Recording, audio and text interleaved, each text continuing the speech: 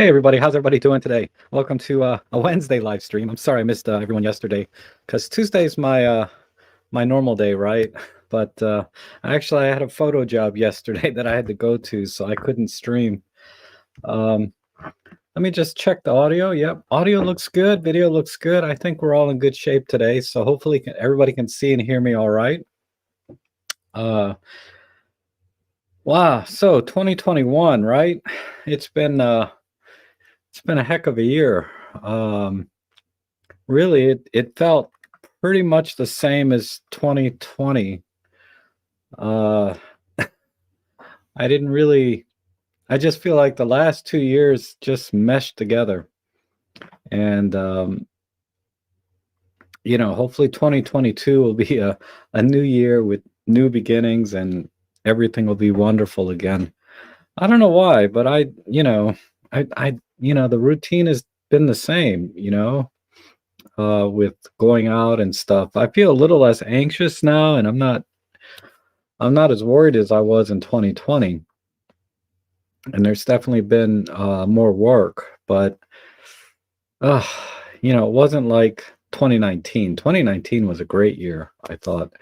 Lots going on, and 2021, there was some anxiety about maybe what was going to happen with Olympus and OM Systems, as they're called now, and I feel pretty good about it. Uh, they released a couple lenses, right? The 8-25 and the 21.4. They also released the camera in some markets for the EP7, which is kind of a neat little camera. I wish it was here.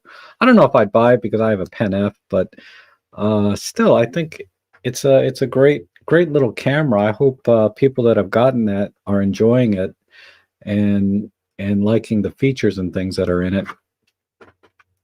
Because a lot of them are in this. A lot of the features are the same ones you'll find in the Pen F. You just really all you're lacking is a viewfinder, right? Which can be kind of a big deal, but um, anyhow, I wanted to let's see who's here. I see, David Teller. Good morning. How are you? And Randy's here. Good to see you. I watched your video this morning on your landscape photos. Beautiful as always. Plato's here. Annette, good to see you from Sweden. Oh, I got to talk about Sweden today. I have something very relevant. And Jeff Painter, Hugh, Brian, Rob's here. Good to see you. I think your Instagram name has changed. You're the same guy though, right? That does the macro. I know Rob shoots photos as macro guy, but there's another Rob on Instagram now. Rob Patton, is that you? Marcia, good to see you. Oh, I wish I was in Florida. It's so much warmer. Oh, Christine and John, you'd say good morning. Yeah, good riddance to 2021, right, John? But all in all, really, 2021 was pretty good year for me in a lot of ways. I know a couple of weeks ago I was saying I kind of plateaued a little bit in my photography in terms of what I'm happy with, right? It's like it just gets very routine sometimes when I go out, and I frame things the same way, I use the same settings, and so I might have to fall back on some old mantras of do a project, right? Take pictures of I don't know, plastic cups that you see in the street, I don't know, or some kind of project to get my attention on something that I wouldn't normally pay attention to, right? But that said, recently I've been really ramping up on my film photography. I'm not shooting rolls and rolls and rolls, but I am shooting with my film camera more. And to that end, let me talk about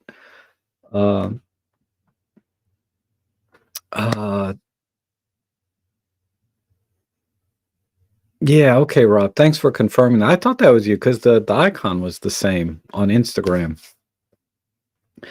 But let me share with you a few projects, because I did mention I haven't been uploading videos lately because I've been working on some personal projects. But scanning film. This is a film tray for the Plus Tech scanner that David Tella gave me, which I really love. That scanner with the Silverfast software. I still can't find my negatives from college, though. I don't understand. I know I have them. I'd like to scan them again. But another thing I did, sometimes I just make things too hard. But I made these contact sheets. This is the 120 film. Remember doing these? I don't know if any of you have been doing photography, uh, you know, since film days. I know most of you have, but I tried making contact sheets by just laying the negatives on a flatbed scanner and scanning it, and then printing them off. So it feels a little nostalgic in the sense that you can see all the little holes in the film, and it looks like a contact sheet from the old days. But I found that it's much easier just to have all the thumbnails up on a screen and just do a print screen, and the quality's 10 times better. So I don't think I'll be doing it that way anymore, even though it's kind of neat. Uh, let me see if I can show you one directly.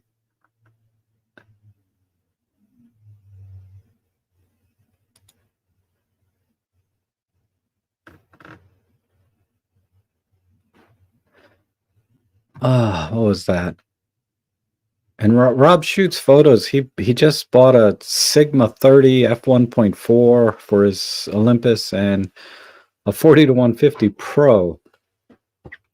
Uh, I'm still on the fence about that lens, the 40 to 150 Pro, because I'm just not a telephoto guy really. Um,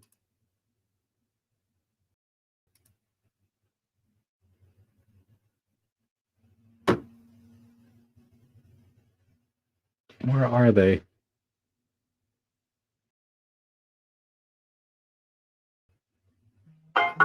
Yeah, here's one. Oops. Let me make sure I'm not having any issues here. Sometimes somebody will text me when there's a problem. Oh, no. Just your normal spam texts. Yeah, but here's like a contact sheet, right, that I did. And it just feels very nostalgic, doing it this way. Um, rather than, what I could do is just pull all the thumbnails up, right? And do a print screen of this and print it out. That would be easier. But this just feels kind of neat, you know. Some of the scans were better than others. It's not easy because you have to. I put a desk lamp over the flatbed to kind of backlight it, and then I scanned it, and the quality is awful, but it kind of works, and you can see what the pictures are. So that's one thing I've been doing. Um,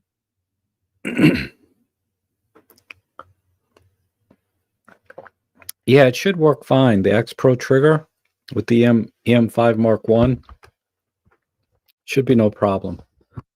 Um, I don't have an EM5 Mark One or any Mark One camera to test that theory, but uh, I do have a stylus though.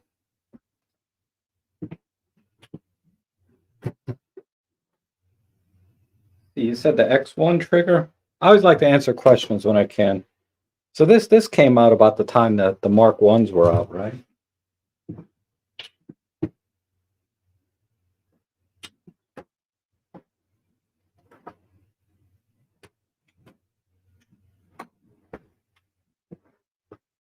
I don't know where my trigger went. Must be in my bag here.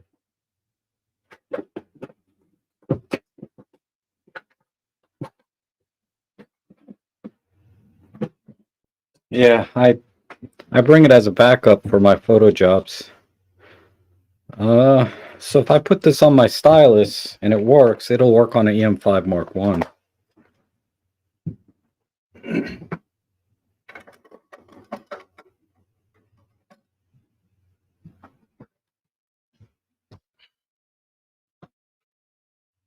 Let's see. So this is what I'm working on. If anybody knows already for a fact, let me know, but oh, everything needs batteries.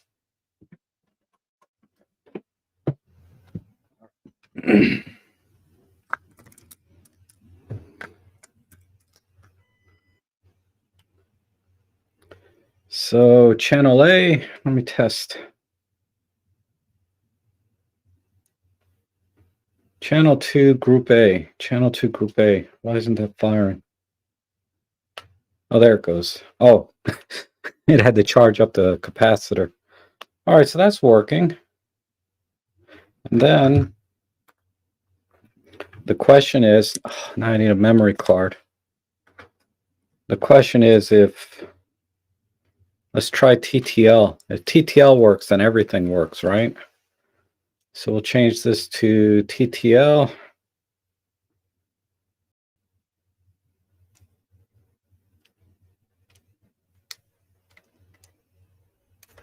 This little XZ is an awesome little camera.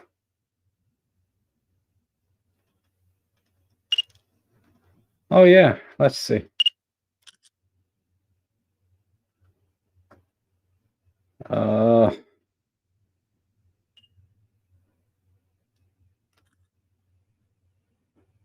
Is that firing? Ah, I don't know why I do that. Yeah, it's working. It's not overexposing but when it needs light, let me turn off the lights in here and see.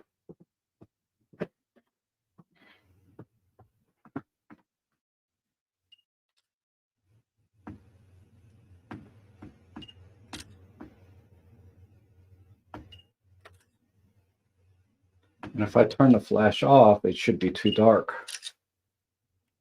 Let me compare. Yeah, it's working. So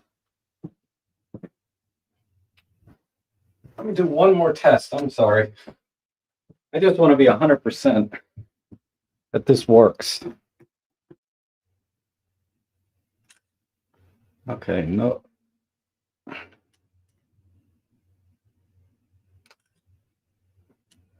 So if I compare,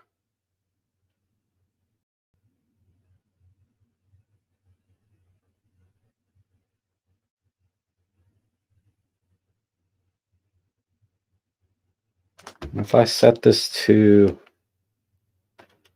yeah, I'm on TTL.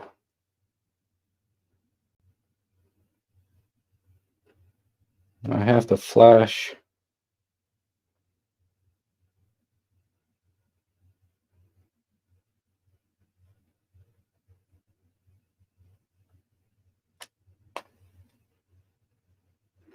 All right, camera. I'm just checking my settings here. Yeah, flash should be set to fill.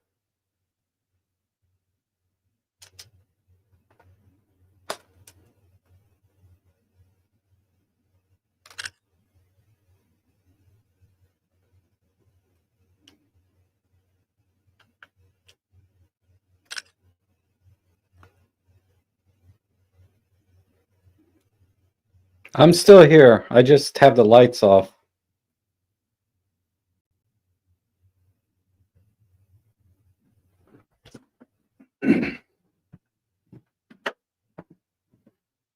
Okay.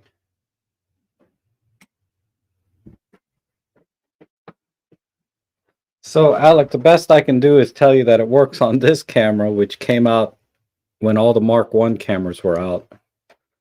So it seems to be fine. But you can go to Godox's website and double check, right? They'll have a compatibility list there. Okay. What the heck was I talking about before I answered a question there? Uh, so I was doing the film. I can't remember. Um, I was talking about that film. So print screen, yada yada. Okay, so the other thing is, I only bought one camera this year. Um, and it was a film camera. I mean, David, I think, gave me one, the Trip 35, which I really appreciate. Um, and it works great. Sometimes you have to worry about the little selenium metering. But I bought one camera and I have several lenses. But let me show you the camera I bought. And this goes back to Sweden. I got a camera made in Sweden. Can anybody guess what it is? I'll give you a minute to think about it. But I got a camera made in Sweden, film camera. And I can answer this question where, let's see, have you ever organized a group photo walk before? Super boring activity doing alone, street photography at North Borna. Yeah, I belong to David Crooks's photo club, so I'm quote unquote a co-organizer, but he does all the work. I just show up, right? And I answer questions and I try to help people if they do have questions, about settings and how to take pictures. I may organize a separate photo walk or co-organize with David a photo walk that I set up, right? Um, I may do that, but it seems a little bit redundant if David is already. But there's some weekends that David doesn't have a photo walk, so I may set up one on a weekend that he's not doing one, right? That would make more sense. Um, because if I'm going to go on a photo walk and David has it set up already, I'm just going to go there, right? Um, and I do organize classes sometimes free. At I do have a new location. I need to double check because I had one set up, but then I had one set up, but they closed, sold the business, they're gone. Then I had another one set up, and that sold. So because basically what's happening is there's office space available that is that I can use time to time. But if it sells, because these are vacant, right? If it sells, then I can't use it anymore. Um, Obviously, because there's a new owner. So I'm going to look at another one. Maybe what is it? Wednesday already. Maybe next week I'll look at it and see. It's um, because I have to have a table and about a dozen chairs and a whiteboard that I can project to if I'm going to teach a class. I've taught a few classes. Uh, but yeah, between that and photo walks, yeah, David Crooks does most of the work. I don't know if he's here today. I know he's prepping for a uh he's prepping for his own live stream tonight on Neo. So if you go to meetup.com, I should just put a link. If you want to go to David's Neo presentation, Luminar Neo or something. I'm not sure I can make that one, but I'm gonna try.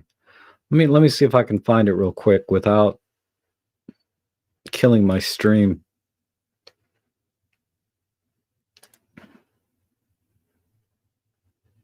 Yeah, Luminar Neo Media version. He's gonna do a live presentation tonight. Oh, come on. Why isn't it coming up? I got the notification right here.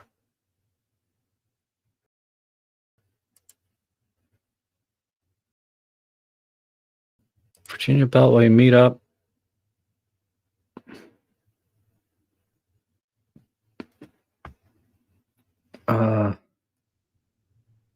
So it's this one. This one here.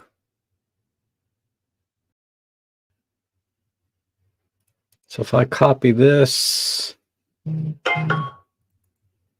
paste it. Man, I'm popular today. I'm getting all these texts. What's this one?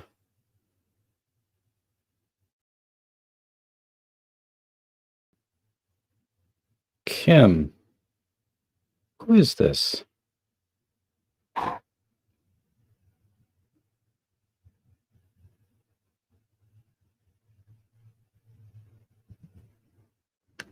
have to reply. I can't remember. Anyway, so David's doing that tonight. So if you register, you can get, you can get in. It's only 14 people now.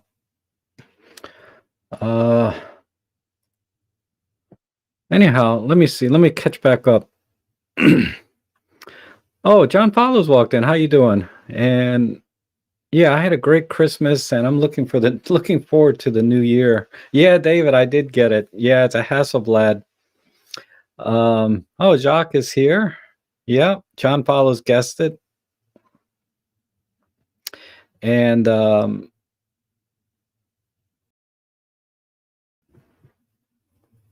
let's see. Here it is. Let me show you what I got.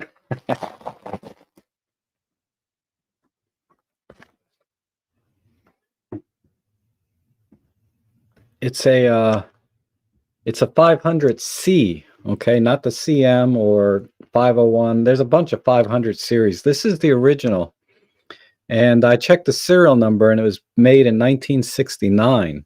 So this is pretty much the same thing they took to the moon, right? Well, not really, but the same year, right? 1969. And it has the oh crap. Okay, no, I I have the what do you call it? The dark slide in, thank God. But and it pops up here. The little eye level viewfinder. I bought a lens hood for it, so that's coming in today. But isn't that cool? So I'm going to do some videos with this. I got some, I saw some neat ideas on how people do videos with this. They somehow mount the camera over the, what do they call this? The chimney or whatever. And then you walk around, you take pictures. It was pretty cool.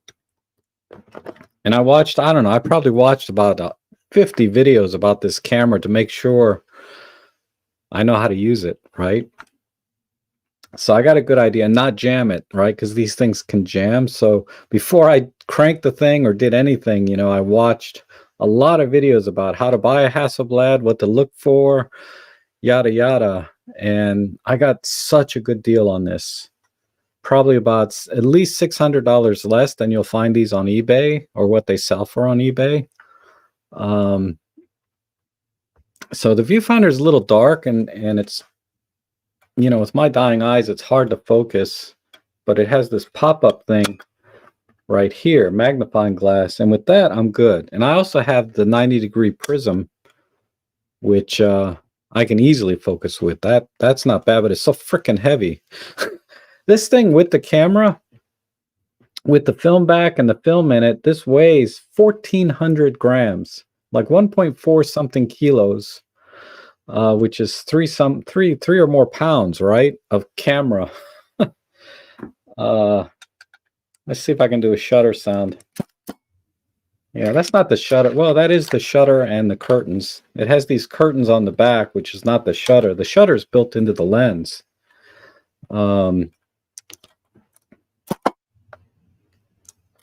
So yeah, it's pretty cool. I'm pretty excited. I've only taken, let's see. I've taken 3 shots with it. I took 1 shot by mistake, so I got one blank frame. Oh, see, I have to be careful. I have to make sure this is wound before I put the film back on. That way, I don't accidentally take another blank shot. You know, because you have to. Anyway, I made a mistake. I wasted one shot. But yeah, this is really cool. It is just beautiful. I just fell in love with it when I saw it. And so this is my Christmas gift to myself. You know, you'll find any excuse to buy something, right? Uh, you know, like the Pen F. The Pen F was a birthday gift for my 50th birthday. I bought that for myself, and I love that camera as much as I love this. I'm very vain, you know. I just like how a camera looks sometimes, and that's why I bought because I have a Fujifilm 690, which is also a medium format.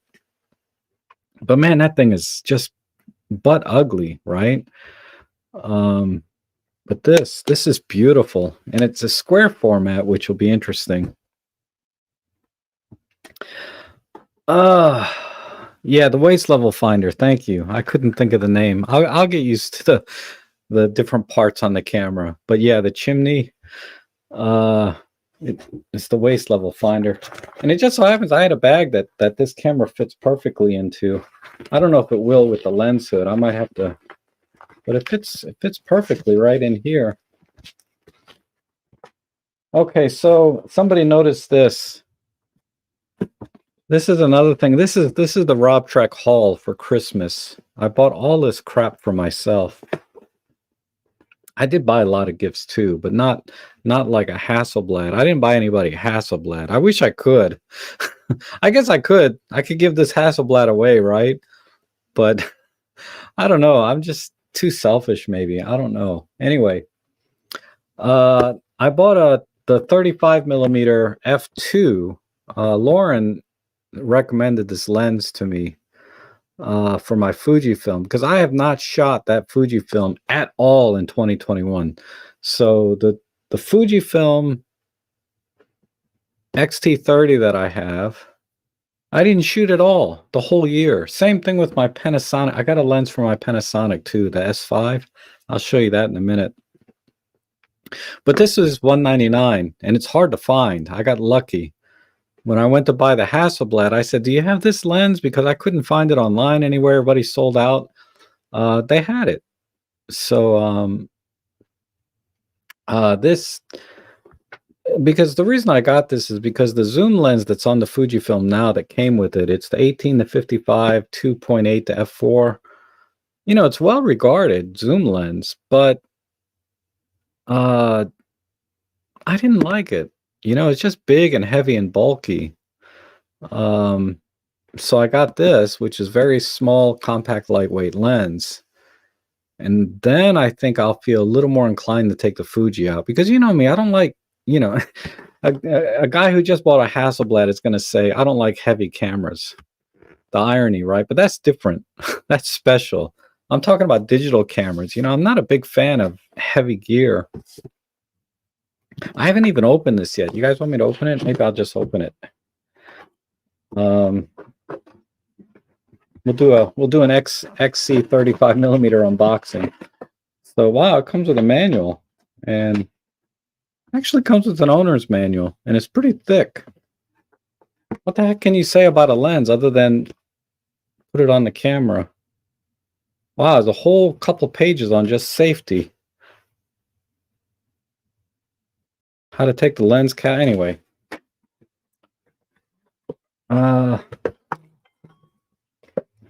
Seriously, who's texting me?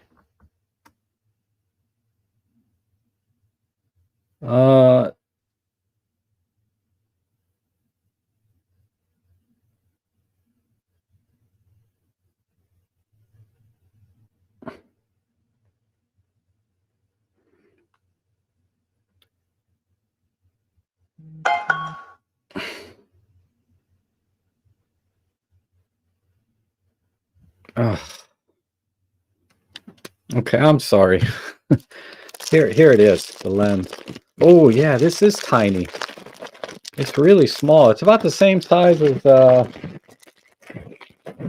like the 17 millimeter for the Olympus. Almost exact. God, what a cheap ass lens cap. It's just a little plastic thing. Man, that's crap. Well, the lens cap is nice. It's a nice pinch. It's a nice pinch lens cap. I like that. And it's a 43 millimeter thread, so I think that matches my Olympus threads. Let me see. Oh, I got this lens too. I got to talk about this too. Hold on. Let's see. Got this. The Olympus is, oh, it's 46. It doesn't match. This is a 46. I was thinking I could maybe use some of my filters. All right, let me show you the other lens. This lens I didn't have to pay for because I'm going to do a review on it. This is a little hard to come by too, but this is the TT Artisan's 23 millimeter f1.4 manual focus. It's only 99 bucks. This has a better lens cap, rear lens cap, than the stupid Fujifilm has.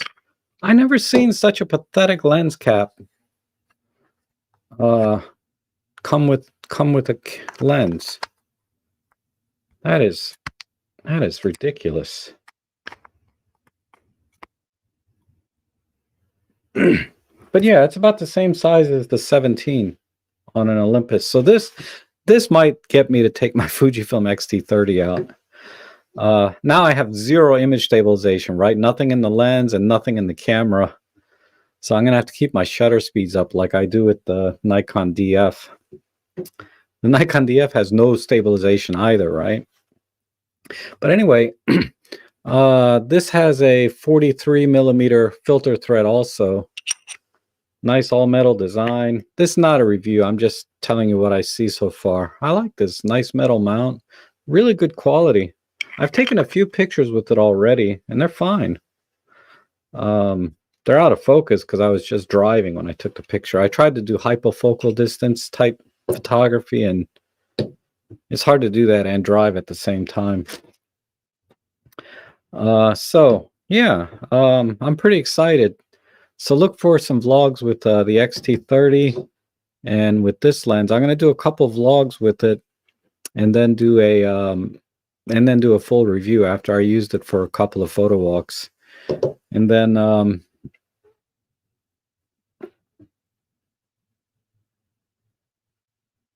what has a lifetime? Yeah, Rob was thinking about the Fujifilm. Let me address this. If I could only have one camera, it would be the Pen F. And for my personal use. For work, it would be the EM1 Mark III. That would be the one camera because it does everything. It does photos and videos. The videos are good enough for the price I'm charging, really. But it's a little weak on the video side, but it's good enough for what I charge, right? But I have all these different cameras because I'm just ridiculous. I don't recommend anybody buy cameras like I do. It's just stupid. You really only need one or two cameras in your life. So that's the unboxing of that. Okay, one more lens. This was for my S5. It's actually, and I bought this for work. This is for doing videos, because I have a 20 to 60 millimeter kit lens that came with this, and that's probably wide enough. But the problem is I have to use the hyperfocal distance when I'm doing video, right? So I'm like at 6 feet f8, and my ISO just, and it's a lot of the spaces that I film are very dark, so my ISO gets cranked up pretty high. So what I can do is I can get a wider angle lens, so I can do like 6 feet at f4 instead of f8. Now, if I can do 6 feet at f4, that's 2 stops of ISO that I can lower and get much cleaner video and a wider angle. Wider angle doesn't hurt, right? Because I can always crop in with 4K video. The only challenge, and this is a Nikon mount. This is a Samyang 14 millimeter f2.8. I bought it used for $200, and because I could not find, they have native mount lenses for the S5 at 14 millimeters, but they're freaking, $1,500 is a Sigma 14 millimeter prime or something. I ain't spending $1,500 for, so I bought a Nikon mount, Nikon F mount, because they had it in Canon. Anyway, $200 for pretty much the same thing. And then I just use an adapter on the S5, and now I can do super wide video, but namely I can record at lower f-stops when I do video because it's a wider angle and the hyperfocal distance calculations, right? And that's why I got it. I have to deal with a little bit of barrel distortion, which I can correct when I'm recording. So that's something I didn't really anticipate. This is not as rectilinear as I would like. It's not fisheye. Better not be. It's not fisheye, but it's definitely there's some hardcore barrel distortion that I'm gonna have to correct for, but it's minor and it's not hard to do in post. But I never like to do barrel distortion correction in post because it never looks right, but I'll do it. So man, I'm just hoping this is kind of a heavy setup. I'm hoping I got a new gimbal too. I'm hoping this will fit okay. I mean, I don't have to do 360. It's not going to do 360 on a gimbal, but I mainly just have to keep it level. And hopefully the image stabilization in the camera is going to be good enough with this. It should be with wide angle, but there's always those issues, right? But we'll see. What I'm going to do is I'm going to do next time I have a video job. I had one yesterday, but the lens just came in too late. I had to leave for the job before this came in. But next time I'm going to do the video with my normal 20 millimeter lens, and then I'm going to do it over with the 14 millimeter. And if I can do the corrections in post and get a nice clean image out of it, then I can then I'll be using this from now on for my videos, for my paid work. A lot of people use this lens on their Nikon cameras for astrophotography, right? Because it's super wide and it's relatively fast at f2.8. Man, this thing's like brand new for a used lens. It's like it was never used. I mean, it's clean. So I'm pretty happy with that. $200. I mean, it's a tax write-off anyway, but man, that's a big honking lens on the front. It's probably like 77 millimeters. But this will work on my Nikon DF also, which might be kind of fun. Oh, what do I mean when I'm talking about hyperfocal distance? Well, basically, if you set your aperture to say f8, right? And then you focus on something 6 feet away, right? You manually focus to something 6 feet away. Everything will be acceptably sharp from a little bit in front of the 6 feet and everything behind it out to infinity. And by acceptably sharp, meaning, if you don't look too closely, everything looks like it's in focus, right? It looks like everything's in focus. It's not, of course, but hyperfocal distance, the idea is that you set your aperture, and based on your aperture and distance that you focus on, you can get everything relatively in focus. So it's used, another way to think about it is like when people do portrait photography, they just use autofocus. But if they set their aperture too fast, like f1.4, they only may get the eye in focus, but then this eye will be out of focus because the depth of field is so shallow. So what do? They raise their aperture to say f4, so that they can get the entire face in focus, everything in focus on the face rather than just like one eyelash. So hyperfocal distance is kind of the same idea, as you're trying to increase the depth of field so that everything from that point behind and everything behind it will be acceptably sharp or in focus. And then just by default, a little bit in front of that focus point is also in focus. So so when I'm recording video, I'm moving around a lot in the property, right? I do real estate videos, of commercial properties, and I can't rely on the autofocus because I'm moving constantly and I don't want the focus going back and forth and hunting. So I fix the focus so that everything from 6 feet out is sharp. And actually, I think it's actually from about 4 feet to infinity will be acceptably sharp or in focus when I set the hyperfocal distance. So if you Google it a little bit or watch some YouTube videos, it'll explain it a lot better than I did. But I don't use autofocus when I'm doing video. I just can't rely on it. My Olympus camera was really good with video autofocus. So I did use autofocus with my Olympus camera, but the Panasonic, yeah, no way I'm trusting the autofocus on this. And it's best practice to manually focus anyway when you're doing video. But so that's what I'm going to do.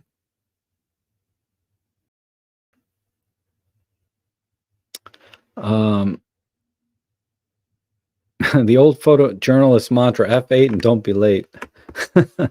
Yeah, so my problem was that my focal, and your hyperfocal distance and depth of field is affected by the focal length of the lens. The wider the lens, generally the more depth of field that you have, right? And the more telephoto the lens, the shallower the depth of field. So by getting a wider lens, it allows me to use a lower aperture to achieve the hyperfocal distance that I want.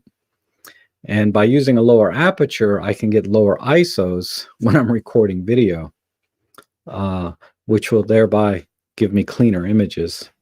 Because, a lot of times I'll be at ISO like, 6400 in some of the rooms. And it gets really grainy, and the dynamic range is really high. Like I'll have very bright windows and then very dark furniture, like desks and chairs are usually like this dark brown. And when I try to expose for the windows so that you can see outside, the inside gets very dark and I have to push the shadows, right?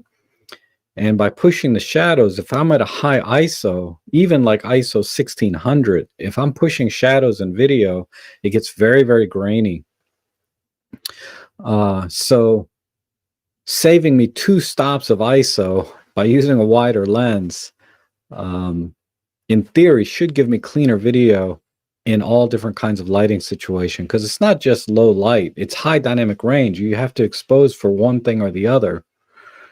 And by being at a lower ISO, it gives me more dynamic range to be able to push and pull highlights and shadows. So there's lots of reasons, that I do it for video. Video's a lot like photography, but then it's not. It's similar, but it's not. You have to think very differently in terms of exposure when you're doing video, because your latitude is very narrow. It's not like a raw image, right? It's like working with a JPEG most of the time. Okay.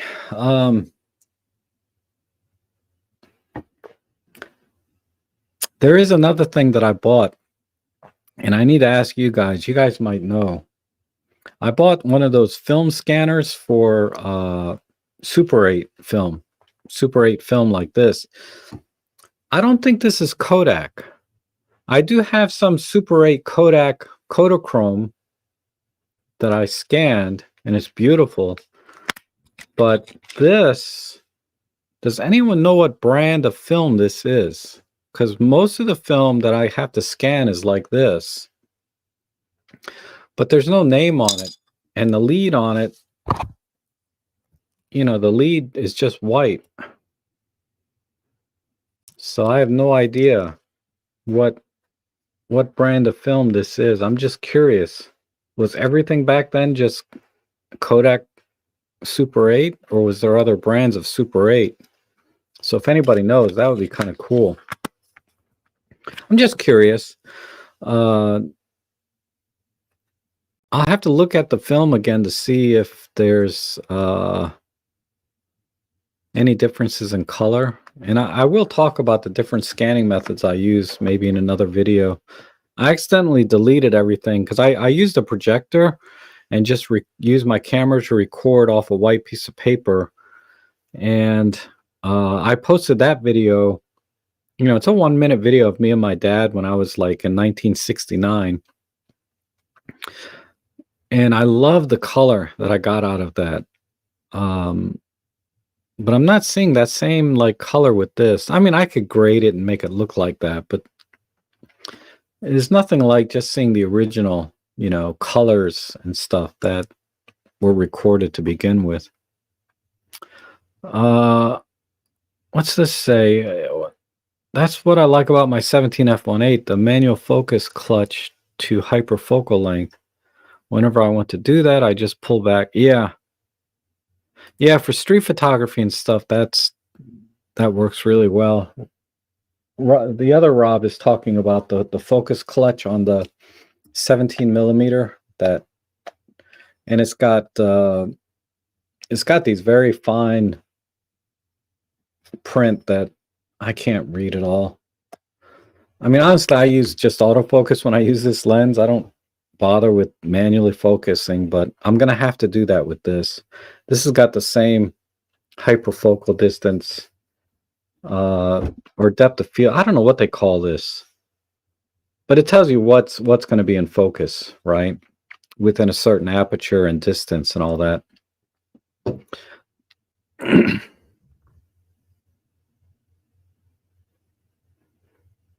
And yeah, Rob says, I agree. You only need a couple of bodies at most. I'm going to wait until the M1 Mark III to be 1,000 before I get a new body, or if one of my bodies break. Yeah, I mean, that's honestly, that's all you need.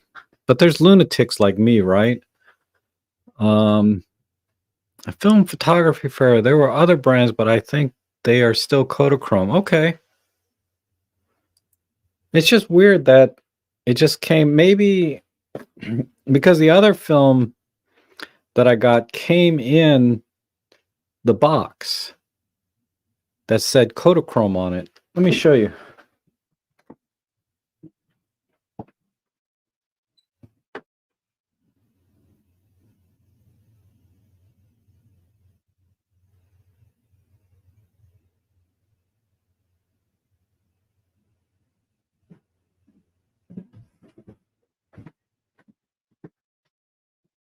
You know, they came in these boxes, right? And it clearly says Kodachrome movie film Super 8. And then the reels, the lead here on the reel, I don't know if you can see that, but it says Kodak on it. Super 8 photography by processed by Kodak. So that's why I'm suspect about. And even the reel has fine print on it that says Kodak Super 8 on here. Made in USA, yada yada, Super 8. But then this other, where did I put it? Oh, yeah, this is just in a white and blue plastic shell.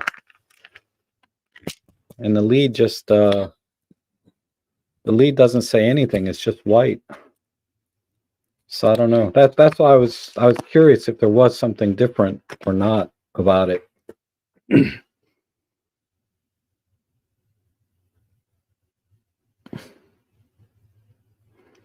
Agfa. Maybe Agfa, huh?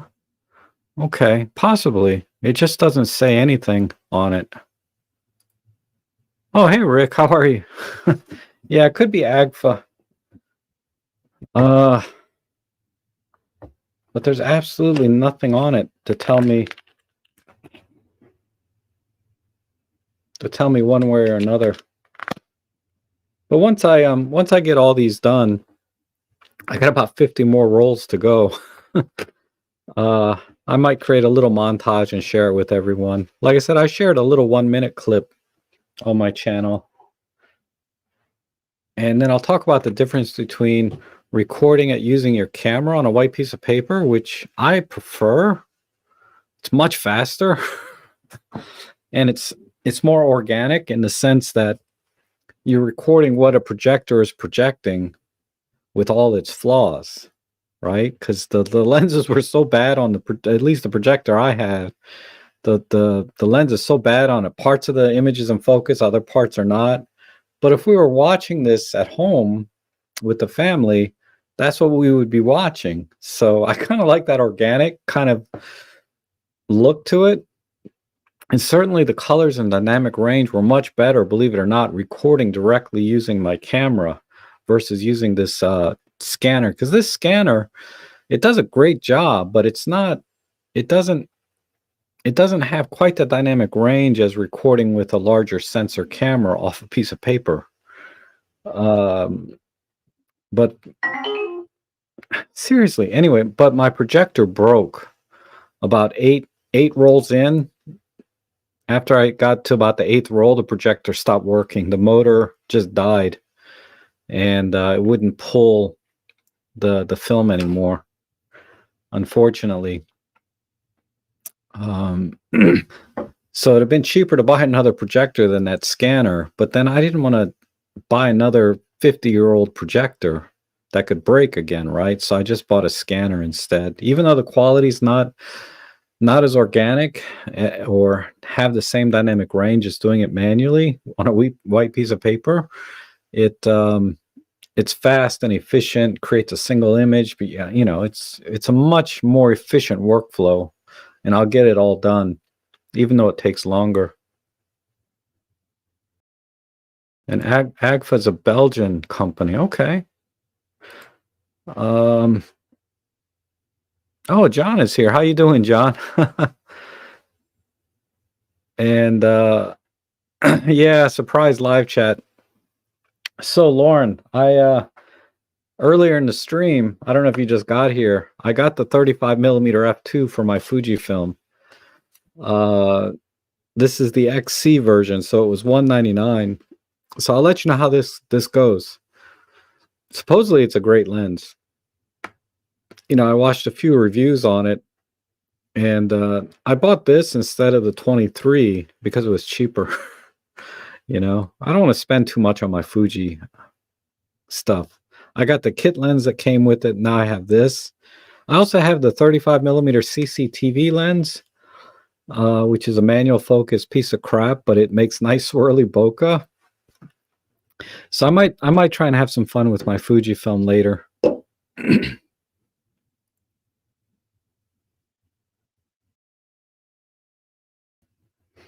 Oh, and I did watch a couple of the videos on your channel. Film Photography Forever has a YouTube channel. He shoots like brand new Super 8 on old Super 8 cameras, I guess. I don't know if they make new Super 8 cameras, but it's kind of interesting to watch. That was interesting. What's funny is you get like 3 minutes of video on one of these, if that. We've come so far and yet not that far, right? I mean, even though the quality is there's just something endearing about using film, and that's why I got so into film this year, is shooting film and looking at the results. I mean, in every way digital is better, but there's just something more tangible, or I don't know how to explain it. Uh, but it just feels different, you know? It's much more, the whole process is more organic. I don't know how to explain it, but shooting film has been really another way to experience photography. I think if you haven't shot film before, you should try it before it gets too expensive. I'm even developing my own film. I'm gonna try color here next, but I've been developing my black and white film, myself now because it saves a lot of money. Um, because believe me, I don't wanna develop my own film, but it's like 8 or 10 bucks a roll to develop film. Uh, on top of the 8 or 10 bucks for the roll of film itself. So it's like $20 and you're waiting, a week. It's been over, well, just because of the holidays, but I still got 2 rolls over at District Camera that I'm waiting on. Um, but now I use the Cinestill DF96. I can develop black and white film in 3 or 4 minutes, you know? I mean, you have to be careful with temperature and, there's a process to it, but as long as you follow the rules, 3 or 4 minutes, you develop your film, and then you just let it dry, uh, cut it and scan it. The scanning takes a while. Um, so I shouldn't say it's 3 or 4 minutes. Really, it's like developing it, letting it dry, then scanning it.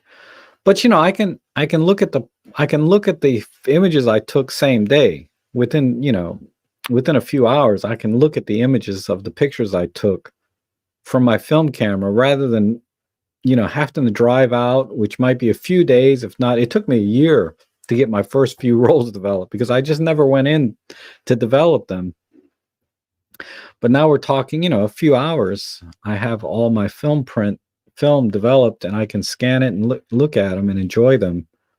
And of course, the look of film is pretty natural, right? It's very I wouldn't say it's hard to duplicate. There's some really good presets and stuff out there to make a film look, but it's just a filter.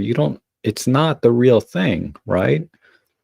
So yeah, if you did a blind test AB, is this film, is this digital, somebody that's really good at creating film look with digital files, you probably wouldn't be able to tell. I wouldn't be able to, but definitely with the skill set that I have now, just applying a preset to a digital file, it looks okay, but it still looks like a digital image. And looking at it on film and in a more organic way is just a different way to experience photography, I guess. I don't know. I wouldn't say it's better or worse. It's worse technically in every way, but it's better. It's just another way to enjoy the hobby. Then those technical qualities don't matter, right? That it's super sharp or that there's no grain, it's crisp. Those things don't matter when you shoot film. You shoot film because you enjoy photography and the process and all of that, right?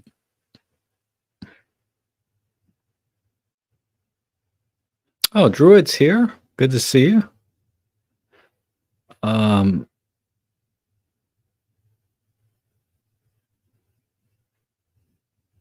David says he doesn't think Kodak allowed anyone else to sell Kodachrome, so it might be Agfa. That makes more sense to me. Super 8 is also a motel chain. That's funny. Did I ever use Sears processing? No. When I only shot film for a couple of years in college, and then I didn't touch film until recently, right?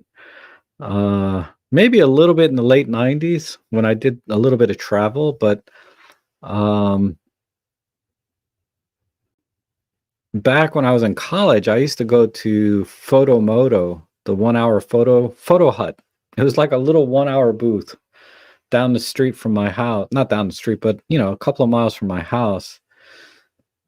And I would give them the photos, and I would come back the next day and they would have them, you know. Um, and then recently, when I got back into film, CVS used to do it, but I don't live anywhere near that CVS anymore. Um, I scanned some film from the CVS this morning, actually.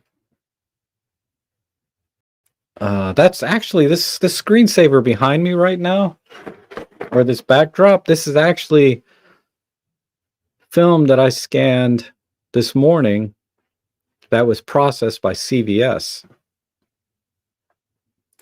This image right behind me. Let me see. Oh, I gotta synchronize the folder. 16 photos. Okay, let's see what comes in. Hopefully nothing inappropriate.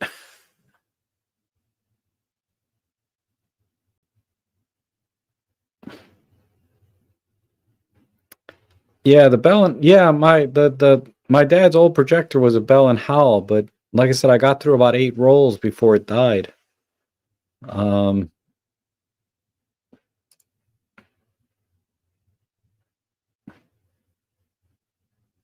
okay, so let me show you. This is the one I did this morning. This is Shenandoah, right? Um,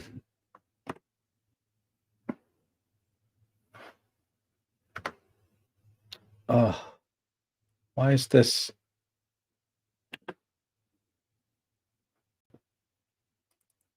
The reason I know I did this at CVS is because there's a little motion blur there. Is because when Riley, this is my previous dog, Riley, when he was alive, I used to take the rolls of film to CVS.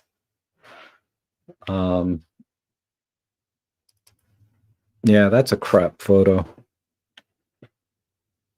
But even these photos, even though I accidentally scanned this black and white as a color, but even though these photos suck, you know, I really love them, and I love the look of them. So it's really just for me to enjoy. I don't think if I posted these anywhere, I would get a single like on them. This is some old cemetery, 1867 to 1915. I'll post them up on my Flickr because I just like to use Flickr as a repository uh, of my photos, right? But I'm not posting them because I necessarily want to share them to say, oh, look what I did. It's more like, you know, this is where I just put my photos. If you guys want to look at them, fine, but they're nothing epic. You know, they're all crap like the one I just showed you. I like this one though that's behind me, obviously, because I put it up as my backdrop. I do like this one. Um,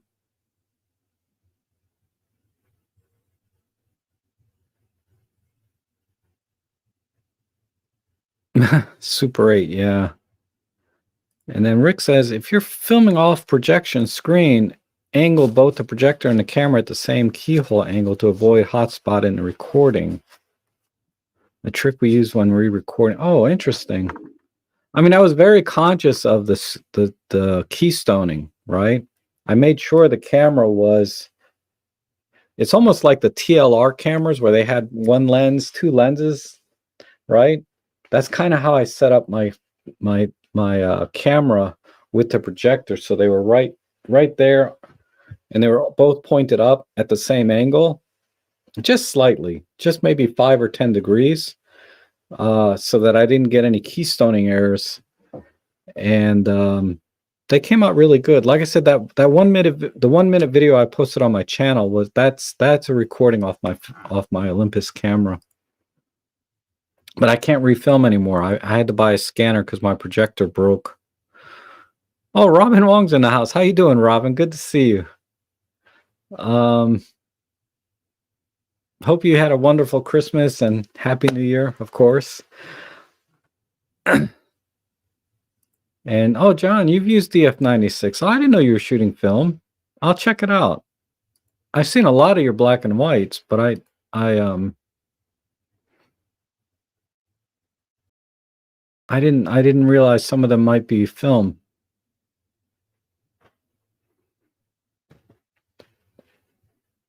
And what's Robin up to?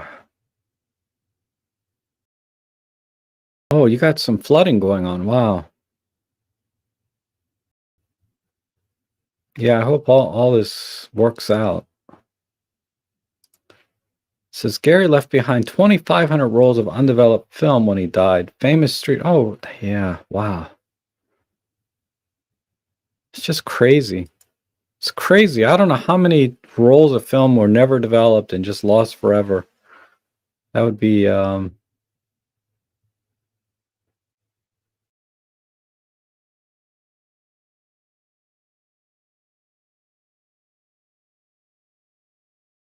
oh, David Crooks is in. How you doing, David? Good to see you. And Rob says, I know a couple of years ago when I was Van Tool Photo in Medville was the last of the 3 film wet labs in Pennsylvania. Still can print within an hour. Not sure if they do. Yeah.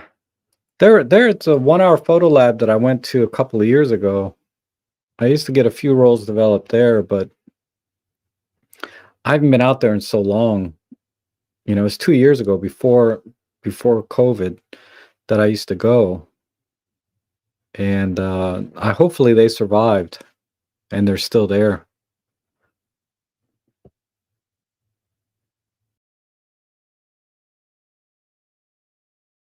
No, my goodness, narrowband channel here, Ben. And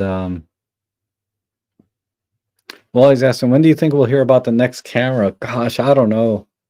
Hopefully in the spring, but yeah, who knows? I have no idea. But I do, what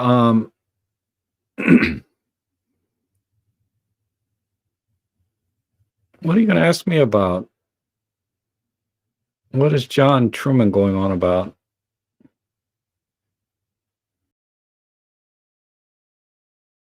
Must be, oh, I think, I think you're asking about maybe what we're doing next month. We're going to do the annual Micro Four Thirds online meetup again in January. I hope. I just posted today, seeing who'd be interested in joining me live. So we'll see how that goes. And I need to come up with an outline of topics and things because 2022 is actually very different than 2021, right? Because in 2021, when we did it, we were talking about the future of Olympus and, um, it was semi gear related, but for 2022, there's been a lot of changes, I think, from uh, all of us, right? Because some of us, Maddie and Robin, I don't know about Robin, but I know Peter, Maddie and Peter are no longer visionaries or whatever they call those, whatever that title is, right? For Olympus and Panasonic. And, uh, now OM Systems, they've come up with their names. So that's all in the past now, right? What are we doing in 2022 is what I'm kind of interested in, is where we're going to go. Because, Maddie's all over the place now. He's been shooting a lot of Sony. Um, but other stuff, Ricoh GR3 and, well, those are the 2 I remember. And of course, me, I shoot mostly Olympus, but I got all this other cameras that I just don't shoot with, but I should take out more. But yeah, Micro Four Thirds is still the best format for me and a lot of people. Because you might have saw the unboxing video of the Z9 that Walter bought a Z9. And, wow, really awesome camera, but man, it was big. It was big, when because I brought my Pen F with me, right? Next, to go out and shoot. And, God, this thing is not much bigger than the battery for his camera. I tell you. Anyhow, OM system is pretty, yes, they are. They are very active. And XP2 400 is excellent. Great blacks. Yeah, I think the XP2 is a I think XP2 is a C41 process though. I'm not sure. But someone recommended I try XP2, so I might do that next. Right now I got to finish a couple of rolls of Tri-X and Portra. I really like Tri-X. Um, I'm pretty happy with that.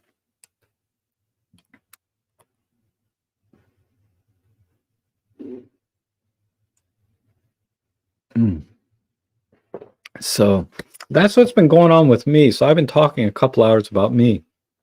Oh, I'll show you another thing I bought. This is another thing that's pretty awesome.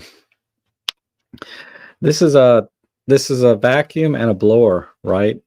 So this is like blows out air like canned air. It's really powerful. Because I got cheap ones for 20 bucks, but I bought this one for like $60. It's awesome, man.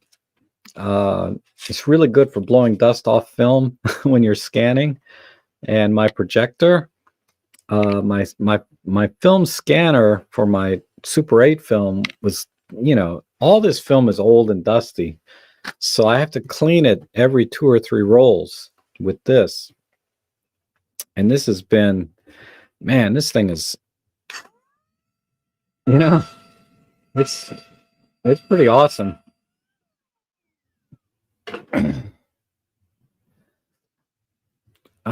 Gosh, I'm sure I bought other stuff. What else did I get? Like I said, I've been really busy spending money. I don't know. I shouldn't though. I shouldn't spend money. It's terrible.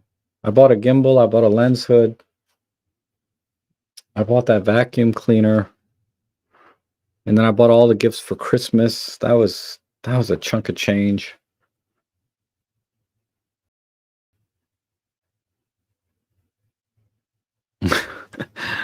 You're funny, Randy. 2021 was pretty good. Looking forward to 2021. You mean 2022, I hope. Wow, 14,000 miles. Yeah, I don't know if you were here earlier, Robin, but I bought a Hasselblad. Um, I used to love Velcro. I'm not a fan anymore. It's so loud. I bought this Hasselblad. So I'm gonna try and get some shots of this. I got about 3 rolls of 120 I'm gonna go through. I'm pretty excited about this, but this is a beast. And I'm gonna use I have a little tiny light meter. I mean, people use phone apps too, but I have a tiny light meter I'm gonna use when I go out with it. And then see if it comes out because I haven't tested this camera. I just got it. So if the shutter is bad, like if the timing is off, it could be a problem. Uh but yeah, the Hassie, yeah, this will be a lot of fun. I'm gonna rig something and do a vlog when I'm taking pictures with this. I just have to think of a nice place to go because taking pictures of foliage and stuff around here is not very interesting. It's like crap like this, right? I mean, that's just fugly. That's a terrible picture, but that's all you get around here are just dead trees and brush. you know? It's not easy to take pictures in this area. Even if I go out to Shenandoah, yeah, there's some beautiful views, but if you want to take a picture, this is what they look like. It's just dead trees and brush. I mean, a lot of my Shenandoah pictures just suck. Um, so I gotta think of something that would be a good subject for this camera in the square format. I mean, I'd love to do some portraits, but I don't know anybody. you know. Uh,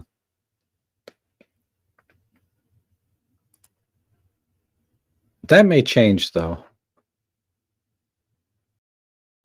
Yeah, where's my Shenandoah pictures? They sucked. Let me see. Metadata. Keyword.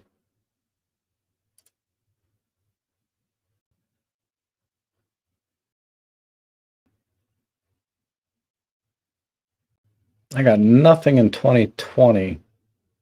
I could have sworn I went to Shenandoah a couple times this year. How come there's no... Oh, I didn't label them? How about in 2019? I definitely didn't go in 2019. Did I? Oh, there's a couple here. But yeah, I mean, you know... Okay, so there's a tunnel. This is Shenandoah, right? So I got a few shots of the tunnel. Here's a plant. Here's some brush with a few flowers. And if this is black and white, look at that. Ugh, it's just total crap.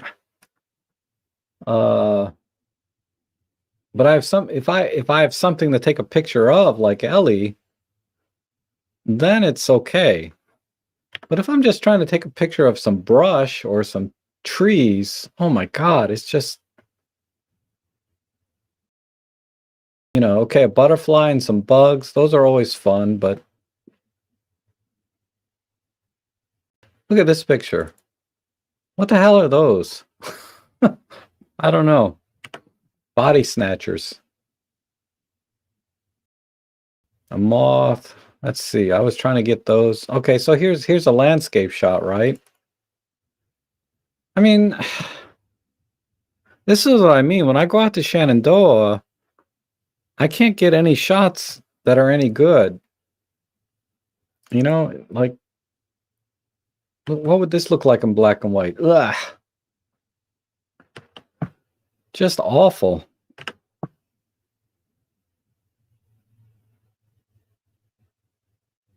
This was okay. This is heavily processed, though. This is the straight out of camera shot, right? And then I processed it like this. I might have done that in a live stream.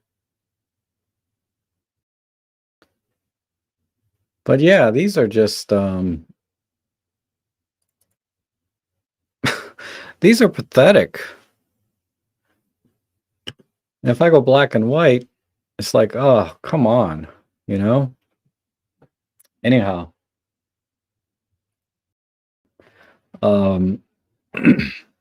I struggle where I live.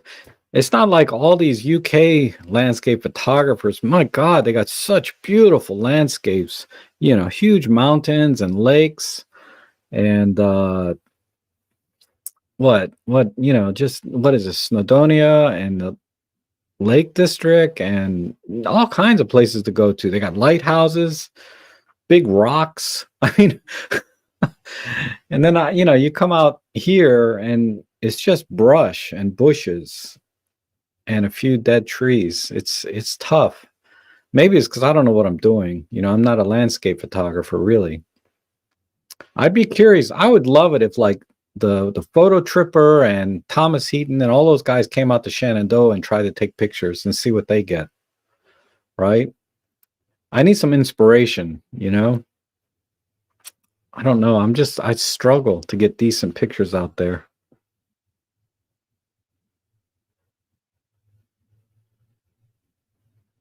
And then Ben is saying,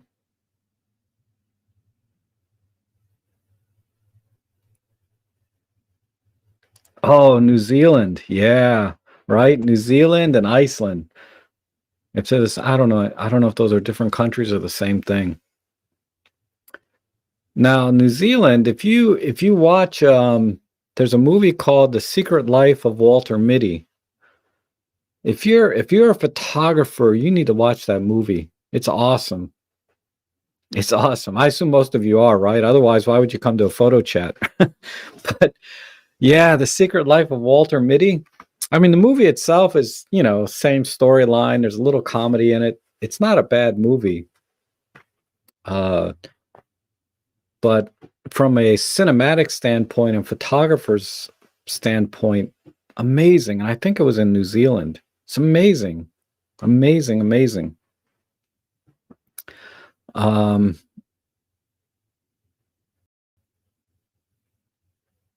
oh, Greece, yeah.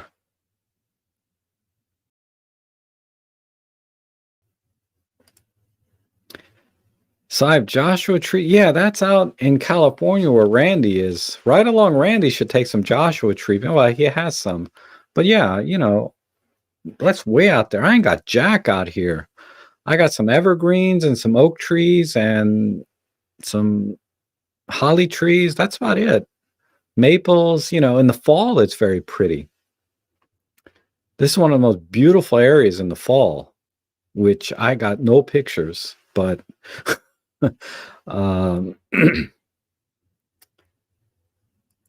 yeah, I'd have to plan a long road trip to go see all those places. And Christine's been in New Zealand many times. Wow. Still have to work for your picture? Yeah, probably, right? I mean, that's the thing. It's like, um, oh, I haven't seen this movie. What's the name of that movie? I don't think I've ever seen it. Clint Eastwood as a photographer? Huh.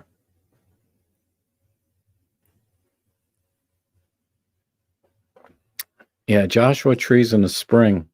Yeah, but you have some posted already on your Flickr page, right? Um, that's the thing. It's like, all right, look, I'm gonna post. Maybe I'm just too critical, right? Let's I really like this black and white picture I took. I processed a little bit in Photolab, but I love the tones and everything that I got out of this. I just love this image. You guys should check out this picture. But anyway, let me do Shenandoah. Let's get some inspiration here.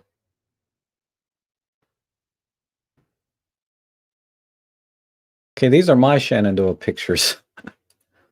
So I did a blurry one, right? And this one's okay. I did a tree. I mean, it just, I don't know. I'm just not impressed with my pictures from Shenandoah. This one's okay. I like the tones in this one. But those are my photos, right? That's an awful landscape. But let's see what other people are doing. These are all family photos. But this is like the same shot everybody does, right? When they go to Shenandoah.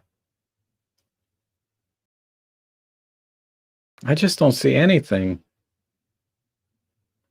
How about this? A sunset, maybe? I mean, it's okay, right? Nothing against whoever took this photo, but there's nothing epic about it. And these are nice, but I've seen these a billion times, right? It's just shadows and tones. Um, but let's go to let's look at New Zealand, right? I mean, right away, it's like, wow, check that out. I mean, come on. I mean, I didn't have to dig down. Just the first few images right there from New Zealand. Bam, you are like in epic mode, you know? Okay, that's not a great picture, but still. What else is in here? Lots of good stuff. Look at that. Oh, there's a black and white. Where is it? Oh, I lost it. I thought I saw black and white. Yeah, this one. I mean, come on, you know? So that's what I mean is when I'm out traveling in this area, it's really hard for me to find scenes like that. And I'm looking, and I'm like, that's not it. um, says here the valley in southwestern Virginia called Burke's Garden. You need to check out. Oh, okay. I'll try that. Uh, let me look it up. Burke's Garden, Virginia. Well, not a whole lot on Flickr.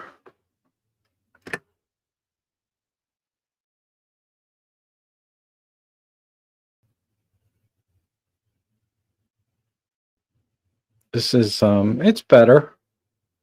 It's a little better, right?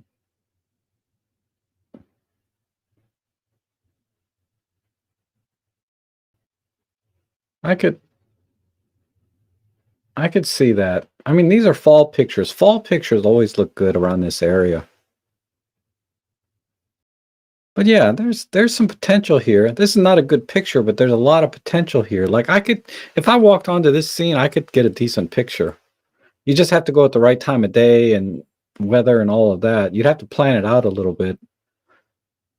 But there's lots of potential here, definitely. Okay, I get that.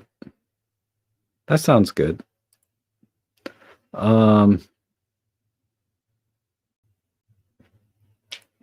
What else we got here? Similar to Kate's Cove, but much closer, and there are a couple of Amish stores. Yeah, that sounds pretty good. And then pictures from DC. I don't like to go downtown DC. The only pictures I have downtown DC are at the Arboretum when the photo club went there, where the giant columns that I took with my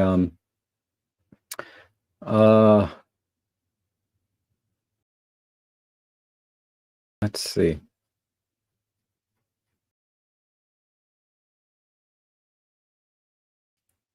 This is yeah, this was DC, right? These pictures of the columns and things. But that's it.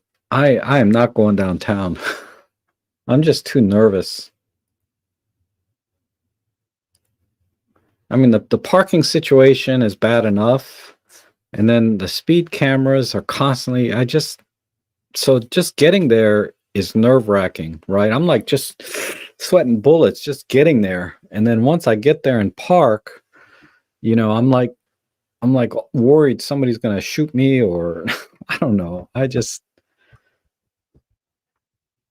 I'm scared of a lot of things though. Scared of getting eaten by a bear, mosquitoes. Maybe that's why all my photos suck, is I don't take any risks. I don't know.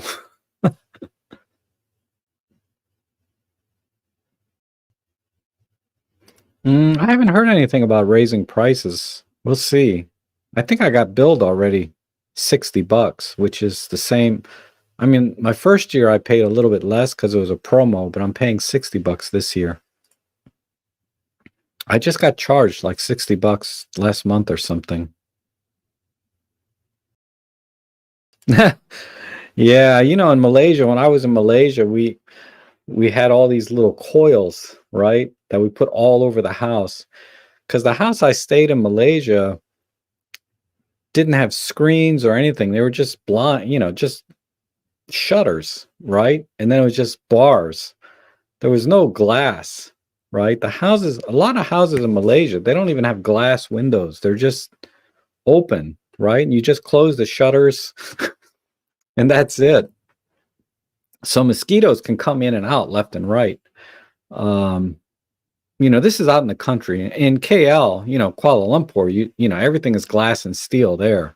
But when you get out of the main city, KL, man, it's like third world, Oh, that's an extreme. It's not really third world, but it's definitely not like here in the US where everything is glass and steel or brick and steel and, you know, windows. In Malaysia, a lot of the houses that I saw didn't have glass. They were just open with some bars, right? Back me up on this, Robin. Am I right or not?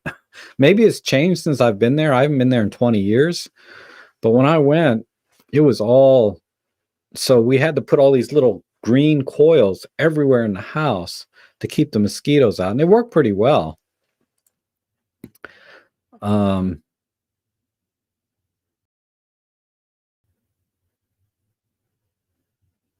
Wow, they really kill.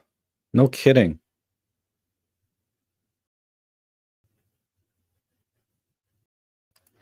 Oh, see, Wally, I bet you got some awesome pictures, man. Lake District? That's what I mean. It's like, let me just type in Lake District. Let's see what comes up. God, man. Yeah, trust me, epic. All right.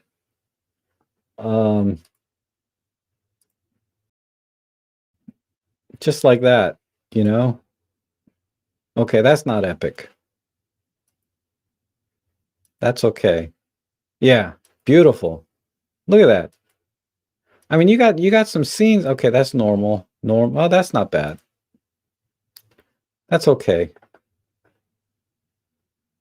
But there's some potential here, right? Like I wouldn't take a picture like this. It's too wide, too much rock. I don't know. I don't like this one. Yeah, this is good. Nice pano. This is okay. I could do this in Shenandoah. I wouldn't go to Lake just to take that picture. See, this is nice. A little bit too much dock here, but I like, I can see right away, Lake District, there's like a billion opportunities there if you take your time and frame everything, in a pleasing way that you like, or artistic, whatever. There's a lot of potential there. When I go to Shenandoah, I'm like, I'm struggling.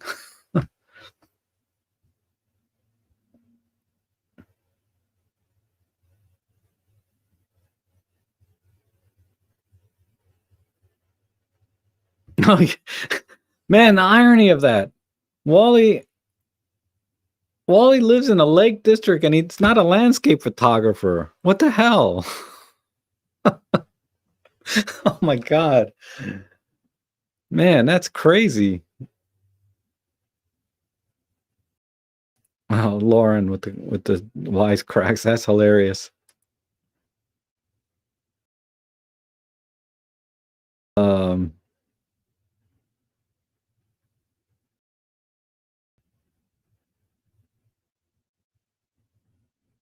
Just scanning, make sure I didn't miss anything important. I always miss something, but still. But this is what I mean. Like, I feel like I got into this rut where everywhere I go, I'm taking the same exact picture over and over again. And I'm not getting anything new or interesting, at least for me. And I have to go, when I did the road trip, like John Truman was saying earlier, when I did the road trip of Small Town USA, that was really fascinating. I mean, I could point my camera in any direction and there was a really interesting shot. But man, I have to drive like 6 or 8 hours to get there, that's not something where I can just tip out the front door and take a picture like if I lived in the Lake District. I mean, I miss those days. Well, I never had them, but I would love it if I could just tip out the front door and have this beautiful scenery, right? Or not have to drive too far. But I have to drive like forever, to get anywhere semi-interesting. It turns into an overnight trip. But I don't know. I should do it more. That's what I need to do in 2022 is get out of the house more, right? And do some more road trips. Because whenever I go, I have a great time and I get great pictures. But I don't know, just for me, it's I have to get out. So that's going to be my New Year's resolution is to get the F out of the house more often, right? And take some pictures. Like when I say out of the house, I mean like go somewhere that's 5, 6 hours away or 8 hours, a day trip. I'm going to go to the beach in a couple of weeks. Yeah, I know beach in the wintertime, right? But I'm going to go to the beach in a couple of weeks and try and get some pictures. It's Dewey Beach. Population is like 300. So might be interesting. I don't know. I'm going to try. So look for that vlog in in about a month. I'm going to go on January 16th, I think, or 17th. 16th or yeah, it's a couple of weeks from now. And I'm going to bring my Hassie, of course, and my Pen F and take some pictures of Dewey Beach and the surrounding area. Because if the population is 300, it's going to be like old town, small town USA type stuff, right? And it's only 2.5 hours away from me. I could go today, actually. Why not? But it takes me 2.5 hours to get groceries sometimes, right? I could be at Dewey Beach in 2.5 hours. And that's the logic I have to use, right? It's not that far.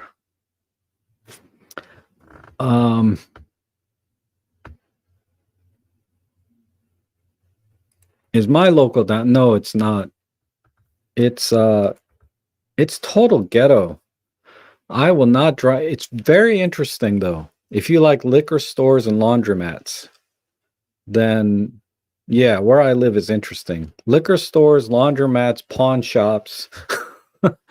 If you want to see those things, yeah. But let me tell you something. If I get out of my car or walk around the streets with a camera, it'll be in the pawn shop the next day. It's rough. I mean, I hear gunshots, not daily, but every few days I'll hear gunshots right in my own neighborhood. And there's always stories about people getting shot. There was one this morning, guy in Lanham. It was like not just one guy. One guy died. There was 3 other people shot. And I think, I think we're up to about 110 or 120 deaths by a gun right in my county, right here in my county, not far, right around me. That's a lot for this area. And never mind just people that didn't die from the shooting. There's a lot of those. They just got grazed or they survived. There's a lot of those, but actual deaths are right around 110, I think, right now. Yeah, Dodge City, right? Is this a bulletproof vest? No. When I had the money, I used to have a bulletproof car, though. That was way back in the day when I used to make money. But yeah, a bulletproof vest would be nice. I have to think about that. Would make a good gift. If anyone wants to buy me a bulletproof vest, not that I would go out, because I'm not worried about getting shot so much as somebody just stealing my stuff. It's a constant problem. I think I looked up the statistics, right? In my county alone, there were over 6,000 carjackings, okay? Or 6,000 car thefts. A lot of those were carjackings. But 6,000 in my county. I mean, that's like what? 20 a day. 20 car thefts a day. Right in my county alone. Well, anyway, let's not talk about where I live. Where I live is actually not terrible, right? It's not as bad as DC or Baltimore, which is much worse. My God, it's like 10 times worse there. So that's why if I'm afraid of my own neighborhood, just imagine my fear in DC or Baltimore, which are beautiful photographically. I was driving through Baltimore the other day to buy my Hassie, and There were so many photographic opportunities, so many beautiful buildings and architecture and street scenes that that if I could walk around without fear of, you know, without that fear uh, of getting robbed, it would be awesome. And I guarantee there's YouTubers online right now that do street photography in Baltimore and DC that you could watch and they take amazing pictures. But I can't do it. I'm just too chicken.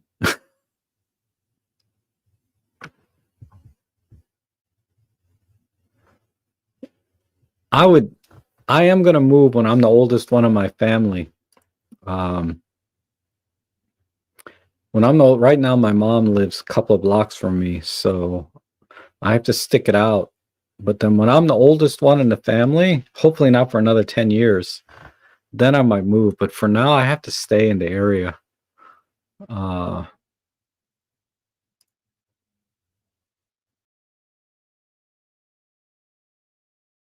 is that so? Yeah, I used to watch that comedy show, Thin Blue Line. Um, I don't think they carried weapons with them. They just had a billy stick or something, right? Oh, no, she's not moving. We got too many roots here. It's too hard socially to move. We just have too many roots. Um, and like I said, once I'm the oldest one, though, yeah, I'm gone.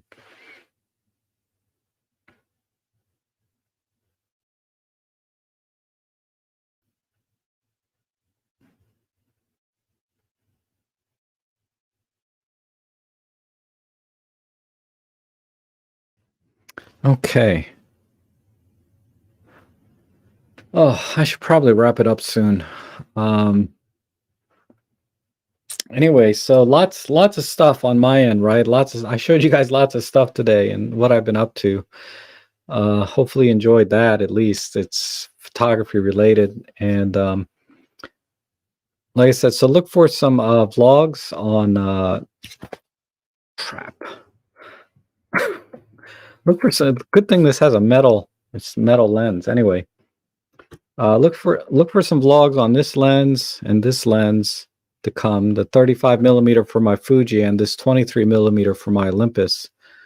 And definitely something from my Hassie. I'm going to be working on those the next couple of weeks. And for Dewey Beach, because I looked at my channel stats for 2021 and I cranked out 25% more videos, right? 372 between live streams and videos. I cranked out 372, right? And yet my viewership and subscription are down 30% from the previous year. And not that that matters, right? I mean, it's my channel, I do what I want.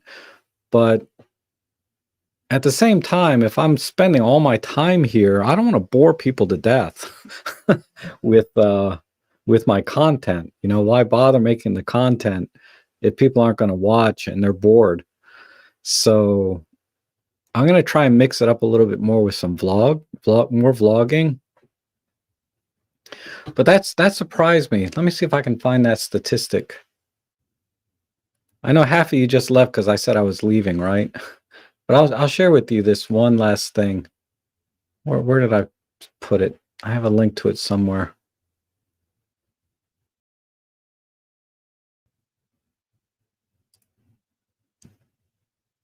Turn the sound off.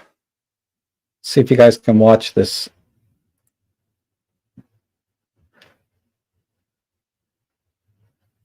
So I started with 24,900 subs. Let's go back up. 2.89 million views, 292 uploads. And then this was my third video ranked. So my number one video only got 10,000 views. And then here are the percentages. So Subscribers gained down 34%. And views gained down 25%. Stop scrolling. I'm not doing that. The screen is doing that. Hold on. Videos uploaded 83. So 22%. So I cranked out 22% more videos than I did in 2020. And yet I lost, I'm down 34% on subscribers and down 25% on views. Even though I cranked out 22% more videos. So this is not live streams. This is just videos uploaded. And then this is the total, right? 29,000 subs. So I'm up 4,000 people. Well, those plus numbers are just total from 2021. But it's not a percentage difference, right? These are the percentages from 2020 to 2021. That's pretty rough. No, I only have 29,300 subscribers. That's right. Isn't it?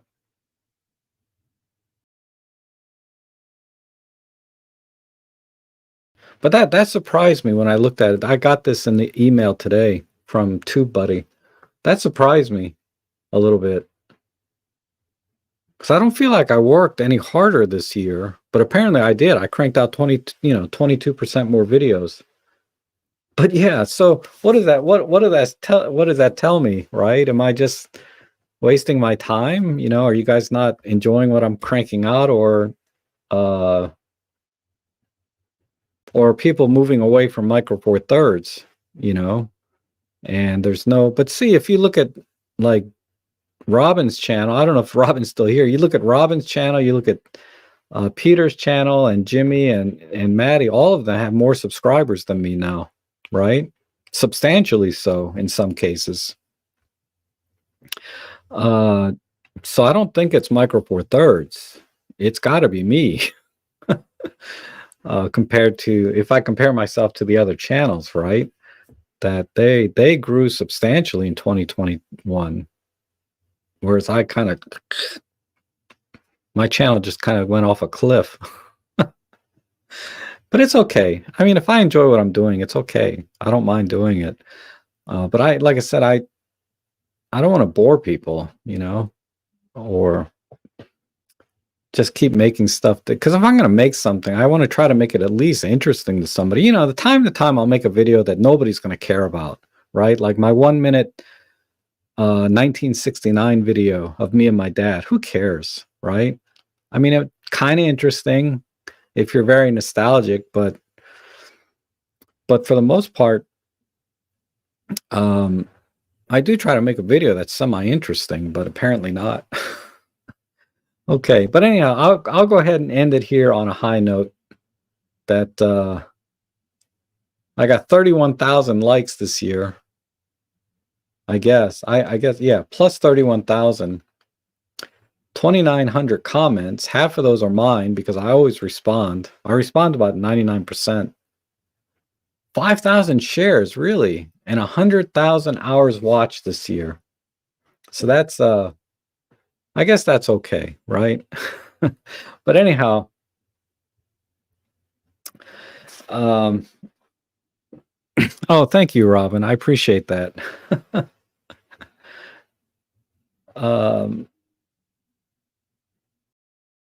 Yeah, I mean, we all have our own voice in the photography community, right?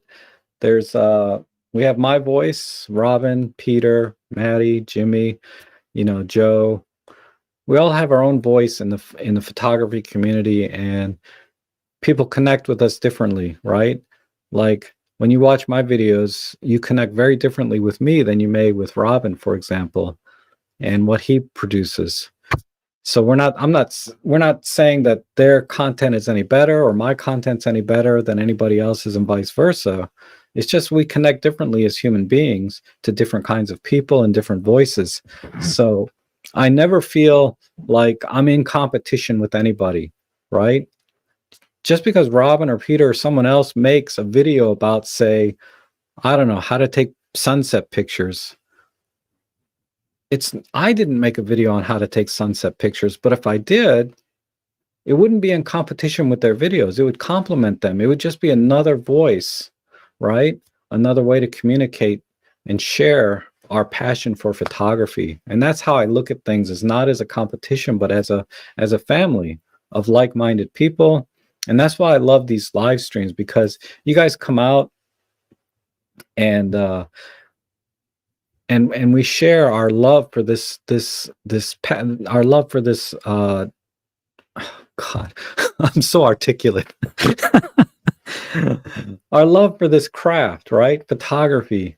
Uh, and that's what I get out of it, and that's why I do this. Is I love photography, and I love the fact that we can get together in a forum like this and share our love for this craft. So I look forward to 2022 and sharing more with everyone and doing more together, hopefully.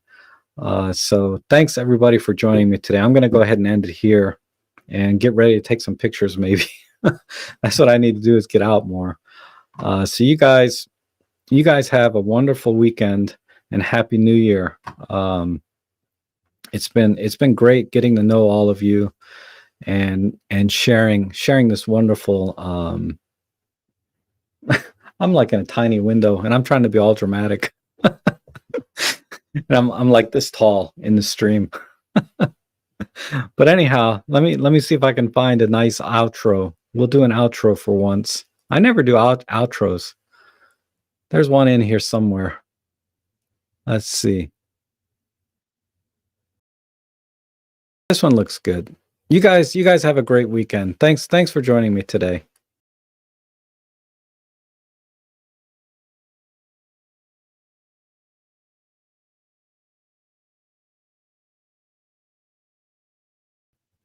That didn't work.